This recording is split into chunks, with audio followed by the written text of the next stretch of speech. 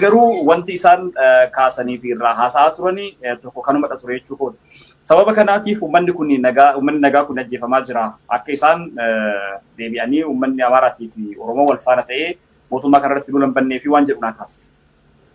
Mee wanti kun yeroo ammaa kanatti mootummaa kanaaf kallattii garaagaraatiin keessattuu mootummaan muummichi ministeeraa naannoo Amaaraa deemee TV Amaaraa irratti waa'ee hariiroo Oromoo fi Amaarri waliin qabanitti haasa'ee hariiroo uummatoota lamaanii cimsuudhaafidha tattaaffata jedhamee dhaqeeqamaa ture itti darbe. Deebi'ee Oromiyaatti immoo as deebi'ee Oromoon bilisoomeera waan akkasiidha haasa'aa ture. Sana booddeetti dhufne garuu wal harkaan dha'u haala ammaati keessa kanaan xiinxalatamma keessa kanaanii mootummaan san gochuudhaaf yaala jira malee uummata lamaan gidduutti walitti bu'iinsa uumamuun barbaadu kan kana gochaa jiru faannoodhuma. Faannoon immoo kan kana godhuuf waraanni bilisummaa Oromoo isaan miidhee fiidhaa waan jiru kaasu warreen gara mootummaatiin jiran jechuudha. Waan mata waraabaa fadhu warra mootummaa. Namni Magarsaa jedhamu kuni mootummaatti harka kennate mun kennan kuma laa kudha sagal.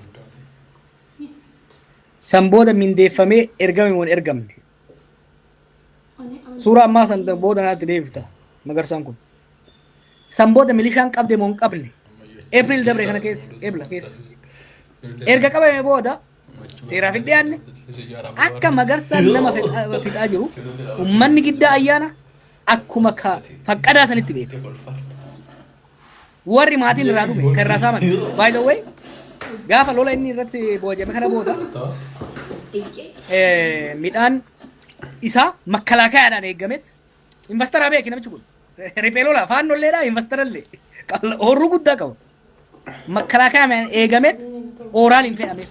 Nan soobee uummanni kana ragaa bahu. If I lied about this.